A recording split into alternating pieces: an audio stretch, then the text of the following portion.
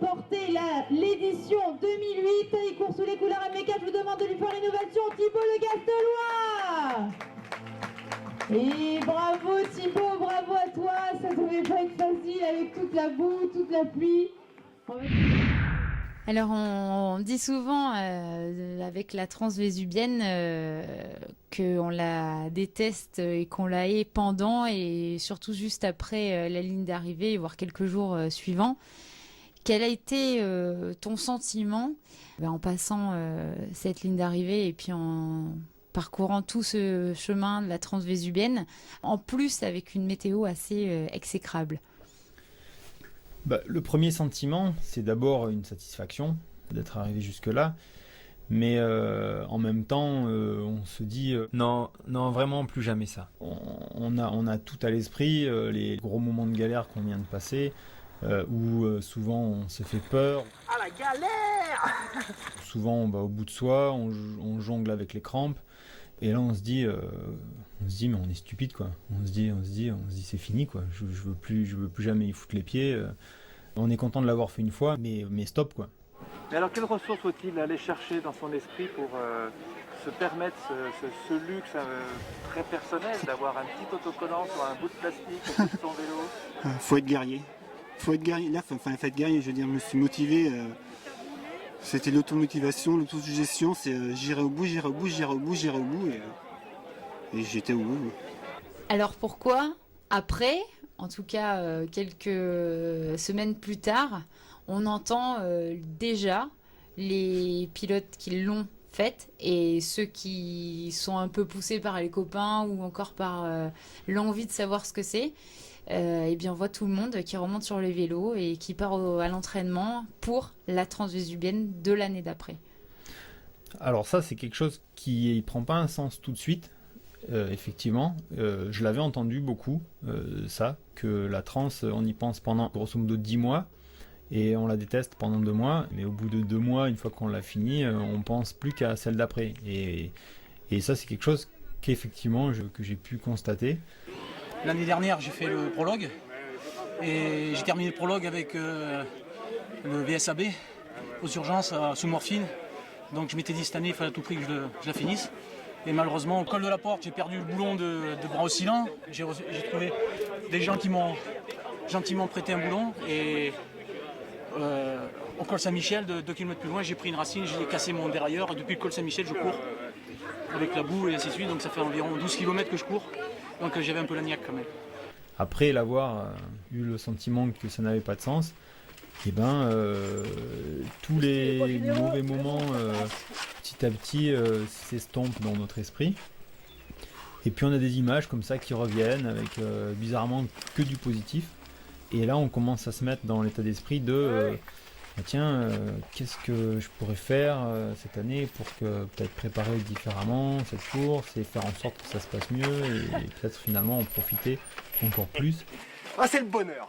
Et effectivement, à un moment donné, on retombe dans un cycle où on pense plus qu'à ça, quoi. On pense plus qu'à ça et on n'a qu'une envie, c'est se donner les moyens d'aller encore plus vite, sachant qu'en plus on a un temps de base. On a envie de faire mieux, quoi. On a envie de faire mieux, principalement par rapport à soi, et après, en fonction du niveau de chacun, par rapport à un classement général. Tu as l'air d'être heureux là. Ah, je suis entièrement satisfait. L'an passé, j'ai été arrêté au contrôle horaire après le col de Porte. Et je m'étais fixé cette année de terminer. Et malgré les conditions abominables, j'ai quand même réussi à finir. Je pense que je suis dans les derniers, mais j'ai fini, c'est le principal. Jusqu'au bout. Voilà. Donc la question qui coule de source, comment on prépare une transvésubienne? Une transvésubienne, c'est avant tout une longue distance, c'est-à-dire que c'est avant tout de l'endurance. Et l'endurance, malheureusement, ça se prépare pas en faisant des sorties d'1 heure. Donc il faut pouvoir passer du temps sur le vélo. Pour les plus motivés, je reprends souvent l'exemple de Thibaut Vassal qui s'entraînait, qui partait le matin travailler de nuit en vélo avec sa frontale et pour faire 2 heures de vélo et qui refaisait 2 heures le soir en rentrant. De nuit aussi, parce qu'il s'entraînait l'hiver notamment. Et voilà, donc ça c'est vrai que Les plus motivés, quand on n'a pas de temps, eh ben, on le trouve, même sur la nuit s'il faut. Bon, c'est un exemple un peu extrême, mais la transvésubienne, c'est une course d'endurance. C'est vraiment chouette. Alors qu'est-ce que tu vas raconter ce soir à ta copine? Ben je sais pas, je lui ai déjà dit que j'étais 87 et puis j'allais finir un peu plus de 8h20, un truc comme ça, et déjà super contente pour moi parce que je l'emmerde depuis quand même pas mal de temps pour sortir en vélo, pour m'entraîner pour cette course. Alors voilà quoi, elle est super contente, je lui ai eu au téléphone tout à l'heure, elle est ravie. Alors on a parlé du physique, de l'endurance, tout ce qui était nécessaire, mais c'est aussi une épreuve technique, la transvésubienne. Et la dimension technique, il ne faut pas du tout la sous-estimer parce qu'une fois qu'on y est dans la descente de l'Antosque, on prend toute la dimension de cet aspect-là. Simplement une préparation d'endurance, on a peut-être tendance à penser vélo de route pour faire des heures et travailler la caisse comme on dit. Sauf que dans ce cas-là, ça suffit pas du tout et que pour se faire plaisir à la transvésubienne, il faut faire du VTT, du vrai VTT avec des vraies descentes techniques le plus longues possible pour justement l'aspect physique des bras. Parce que les bras ramassent beaucoup et quand on fait des descentes de 5 minutes et qu'on se retrouve dans une descente de plus de 1000 mètres de dénivelé, là on est complètement surpris et on a vite fait de perdre son niveau technique parce que le physique ne suit pas. Julien, comment s'est passé ce parcours l'année dernière? Tu l'avais faite, la transvésubienne? Ouais, j'avais fait, mais j'ai eu un gros coup de bambou dans la dernière montée au col de Saint-Roch, je crois. Et cette année, je m'étais un peu mieux préparé. Notamment avec Thibaut, on avait fait 2-3 longues sorties, donc ça m'a vraiment bien servi. Sur une longue distance, le matériel à choisir est important. Quel choix on fait par rapport au vélo pour la transvésubienne? Qu'est-ce qu'il faut privilégier? Il faut apporter un soin particulier parce que c'est une course qui est longue, qui sollicite énormément de matériel. Et première chose, c'est vrai, on pense aux pneus, les crevaisons notamment. Donc il faut éviter de jouer la carte du trop light, du trop léger, trop fin. Il ne faut pas hésiter à mettre un peu de poids où il faut pour justement arriver au bout sans encombre. 500 connards sur la ligne de départ, 500 blaireaux sur leur moto. Ça fait un max de blaire aux portes du désert, un paquet d'enfoirés au vent du Ténéré. Et je connais plus la suite. Putain, faut vraiment être con. Hein. Qu'est-ce qui t'arrive? Mais il m'arrive que il fait pas beau, il y a de la boue partout, j'ai des problèmes mécaniques. Je pourrais faire une balade tranquille chez moi, tout seul, avec 2-3 copains. Là, on est 500 comme des cons à se marcher dessus. Même mon pote, il m'a pas entendu. Midal, salaud. Putain, comment ça se voit ça? Je suis dernier, non? Pas encore? Non, il y en a encore 2. Je me refais dans la descente, moi. Ouais, sûr. Il ne faut pas perdre de vue que la transvésubienne c'est très long et très physique, mais il y a aussi beaucoup de dénivelés négatifs. On peut considérer qu'un débattement entre 100 et 120 mm, ça peut représenter le compromis idéal d'un vélo qui pédale bien, mais qui aussi descend bien et n'est pas trop lourd à porter, puisque des portages, il y en a de nombreux. Hey, victoire! Après, les meilleurs pilotes sont capables de rouler sur des vélos semi-rigides, donc des cadres sans suspension derrière avec une fourche devant.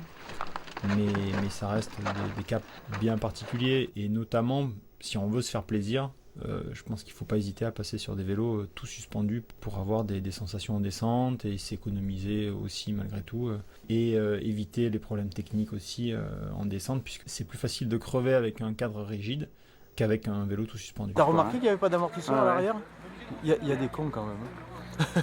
Non mais ça y est. On me l'a volé cette nuit. Ils m'ont enlevé l'amortisseur. Ouais.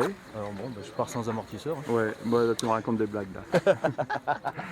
Alors quand on prépare la transvésubienne, il y a un autre aspect à pas négliger, c'est celui de l'hygiène de vie avant la compétition et surtout l'alimentation pendant la compétition.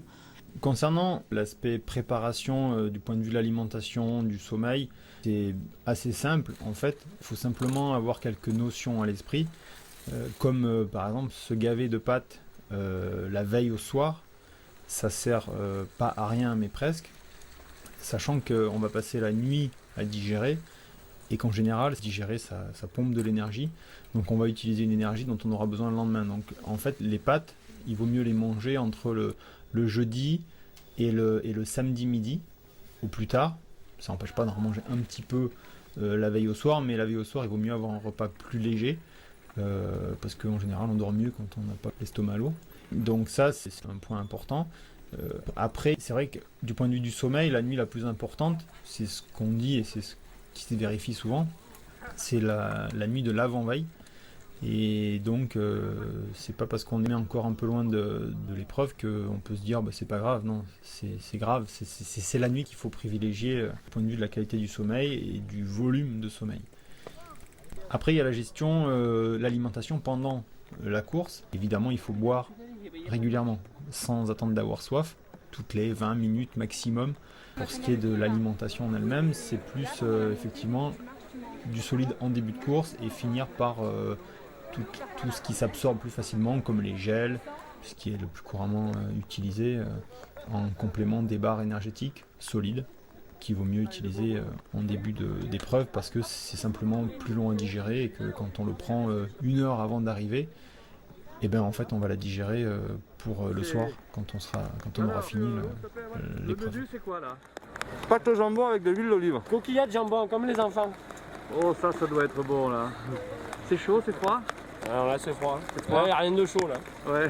Avant, j'imagine, 7h du matin, il y a un réveil plutôt matinal avec très certainement du stress qui doit un petit peu arriver. Alors, stress positif évidemment.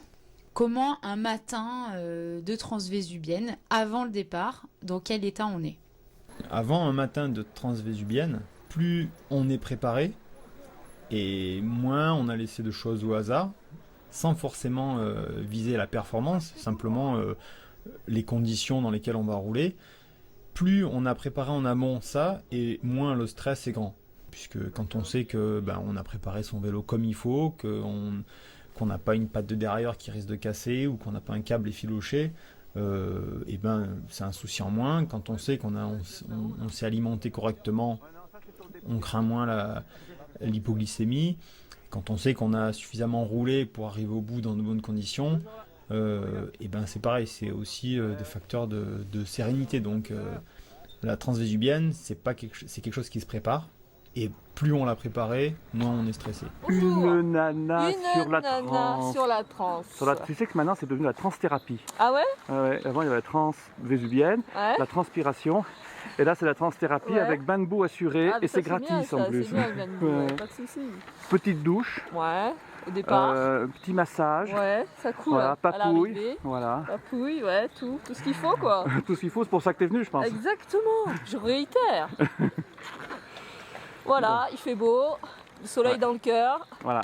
Mais tu sais, faut, quoi. Le soleil il est au-dessus des nuages. Ouais, mais on va aller le rejoindre là, bientôt. Oui, ça, pour sûr tu vas dans les nuages là.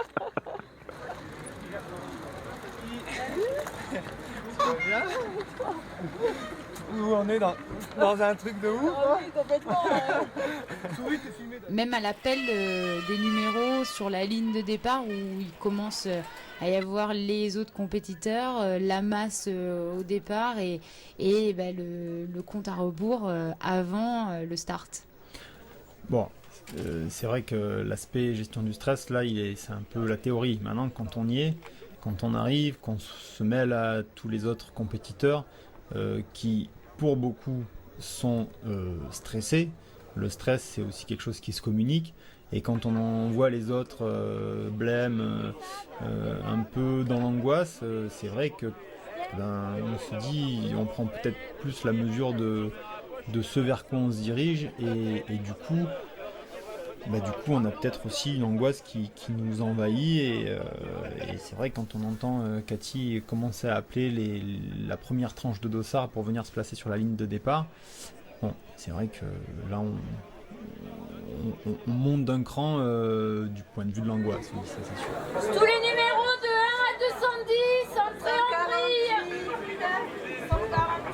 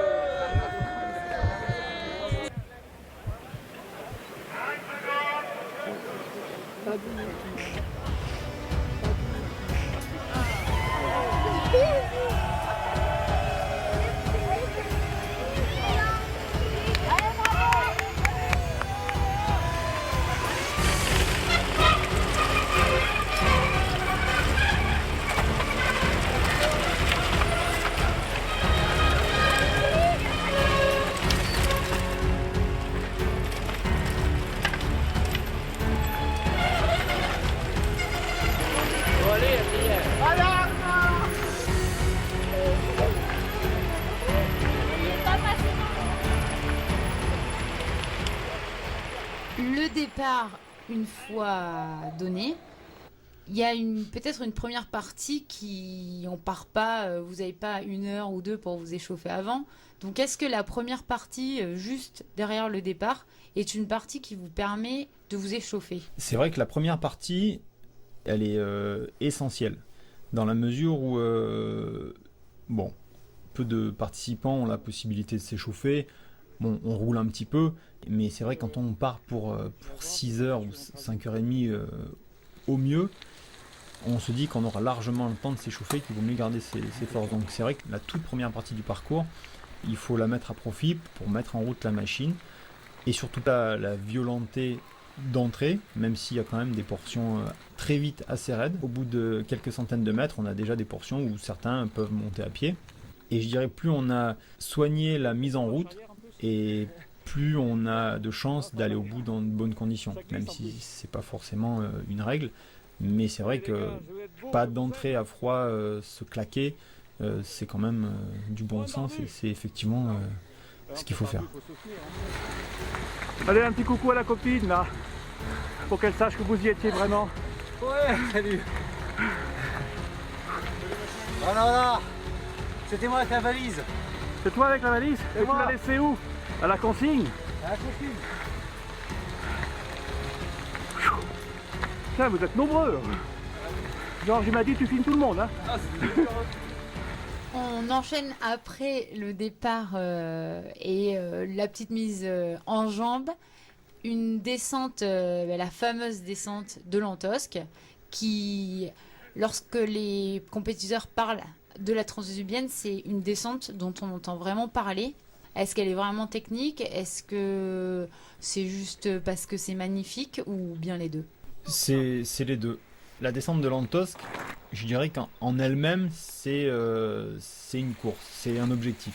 Ça, c'est ma vision après l'avoir faite. Avant de l'avoir faite, malgré ce que j'en entendais, je me disais, une descente, ça reste une descente, et même si on la fait doucement, de toute façon, ça se fait bien, et c'est la partie peut-être un peu plus fun de la transvésubienne. C'est la descente de l'Antosque, c'est quelque chose qu'on gère, comme on gère une montée, qu'on gère du point de vue technique pour pas casser, qu'il faut gérer avec beaucoup de lucidité pour éviter les chutes. Enfin, on peut casser plein de choses très vite. Une seconde d'inattention dans ces conditions-là, c'est une chute, et ça peut être la fin. Je me suis pris léger glissade, tombé dans sur 10 mètres et arrêté contre un arbre, quoi. J'ai fait un gros béco. D'accord.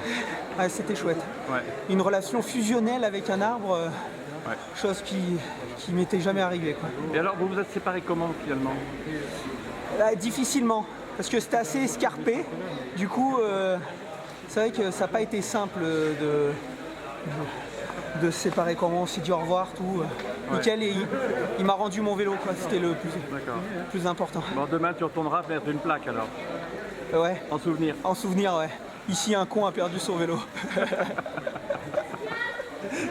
Et est-ce qu'un bon descendeur qui se lance sur une transvésubienne, qui a des qualités, on va dire, un petit peu plus fortes que les autres dans la descente, il peut vraiment gagner du temps dans la descente de l'Antosque?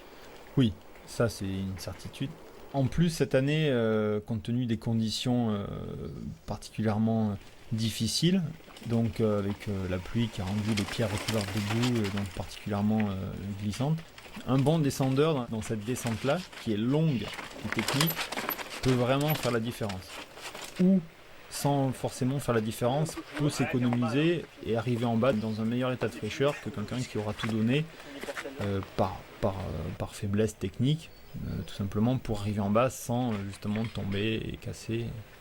Ce qui est énorme dans cette descente, c'est que le plus dur, il est à la fin en plus. Et quand on commence à entendre les voix, quand on devine que la fin de la descente approche, en fait, on est loin d'être au bout de nos surprises, puisqu'on arrive dans la partie voie romaine, donc la partie pierreuse. Et là, c'est surtout cette année où c'était ultra glissant, surtout qu'au fil des passages, les pierres se recouvrent de boue. Et là, vraiment, on est à la fois transcendé par le moment, le fait d'arriver en bas de la descente, et la peur de tomber, la peur de ne pas y arriver, justement.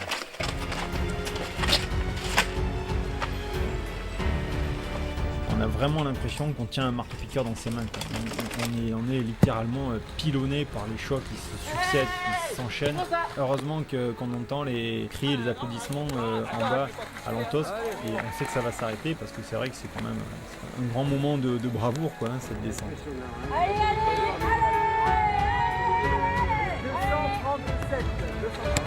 Allez, allez, allez, allez.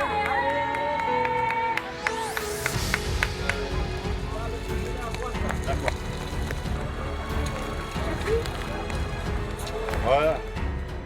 Il y a une autre descente, la descente de la Grau, qui paraît très vertigineuse et qui paraît quand même bien difficile pour certains.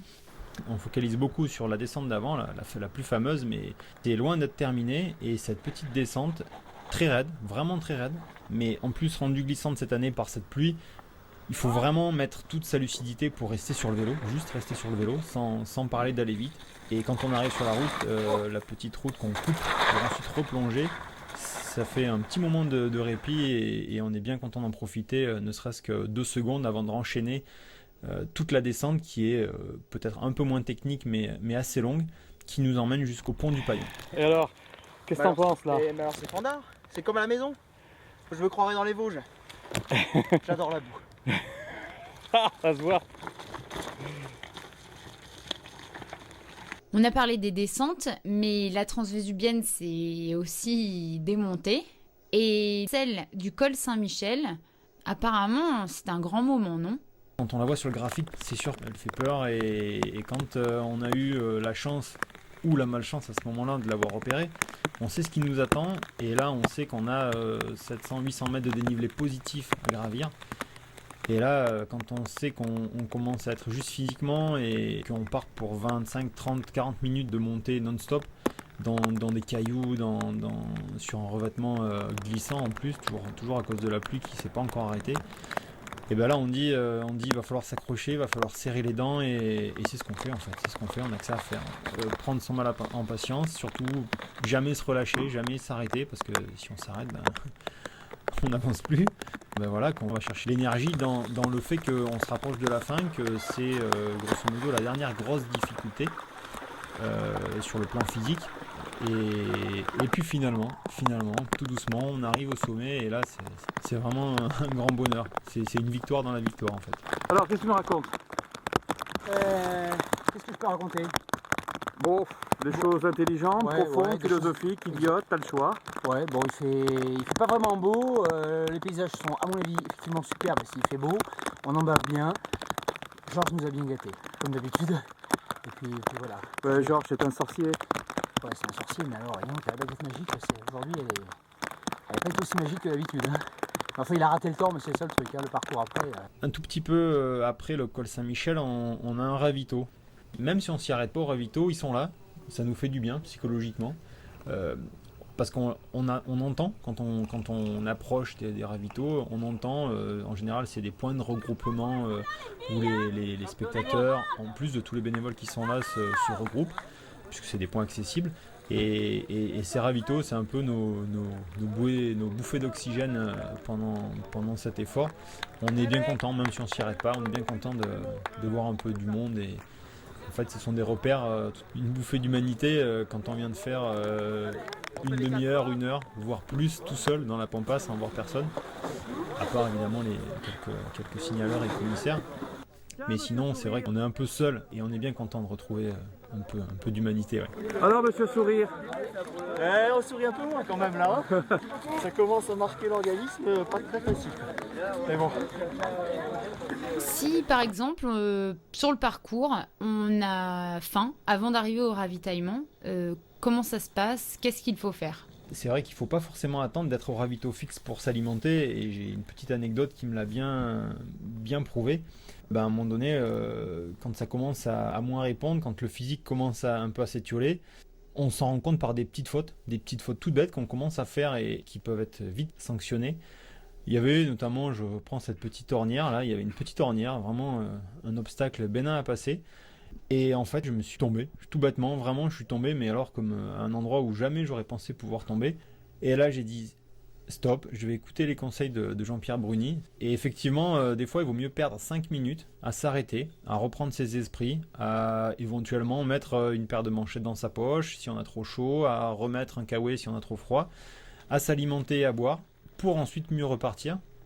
Et effectivement, les quelques coureurs qui m'avaient doublé pendant cette période, qui eux s'étaient pas forcément reposés, et ben, je suis revenu sur eux et finalement j'ai retrouvé ma place dans de bien meilleures conditions qu'avant. Tu vas où là? Là, à l'arrivée, si j'y arrive. Pendant un effort aussi long, le dernier ayant mis tout de même 12h48, quelle perception a-t-on du temps? La notion de temps pendant la transvésubienne, elle est particulière et je crois que la première fois que j'ai regardé le compteur, j'étais à 3 heures d'effort. Ça m'a surpris. Pour moi, ça traduit le fait que ça s'arrête jamais. Tout s'enchaîne très vite, tout le temps, et il faut être tellement assidu, tellement lucide, il faut tellement être sans cesse à l'écoute de son corps, il faut énormément gérer l'effort, il faut énormément gérer la mécanique. Et en fait, ça fait que le temps passe finalement assez vite. Alors, heureux? Oui, super. Quand on pense que c'est fini, eh ben non, il y en a encore. D'ailleurs, la descente de la baisse de la Minière au col du Travail le prouve. On dirait que le pire reste à venir. C'est une vraie grosse difficulté là, cette année dans les conditions qu'on a eues. Une terre un peu glaise qui glisse vraiment, des cailloux qui sont... Enfin, c'est vraiment une patinoire, quoi. C'est assez difficile de rester sur le vélo. On a vite fait de se faire embarquer. Et tant qu'on n'est pas à ce fameux col du Travail, c'est pas fini, hein. C'est vraiment pas fini et il faut vraiment tout mettre jusqu'au bout pour pas tomber. Il faut rester lucide tout le temps, même si on est déjà à plusieurs heures d'effort, sous la pluie, dans des conditions qui sont pas faciles. On sait que ça approche et ça mine de rien, au fur et à mesure que le physique s'étiole, le moral revient et ça c'est aussi grâce à ça qu'on termine cette transvésubienne. On en est à 5h55 minutes. Thibaut Le Gastelois avec le dossard numéro 1. Il va remporter l'édition 2008. Il court sous les couleurs MK4. Je vous demande de lui faire l'innovation. Thibaut Le Gastelois. Et bravo Thibaut, bravo à toi. Ça devait pas être facile avec toute la boue, toute la pluie. Et là, on est dans cette haie d'honneur, hein, qui nous amène à l'Arche qui va un peu nous délivrer de cette souffrance. Mais bon, à ce moment-là, déjà, la souffrance, elle s'accompagne de pas mal d'émotions, déjà. On en a vu beaucoup pleurer et on peut comprendre. Je pense que quand on est spectateur, on se dit qu'est-ce qu'il a, mais non, quand on vient de terminer en 6h30, 6h45 d'effort la trans, ouais, c'est vrai qu'on a un peu d'émotion quand même. Et puis surtout, c'est une vraie délivrance, c'est l'aboutissement d'un challenge, c'est une victoire sur soi, sur ses propres limites. Et voilà, c'est ce qui donne la dimension des efforts tels que ceux de la transvésubienne. Ça prend tout son sens quand on franchit la ligne d'arrivée. Et quel sens, quoi. Quel sens, c'est une vraie émotion, c'est un vrai bonheur, c'est juste un grand moment, quoi. Et ça de manière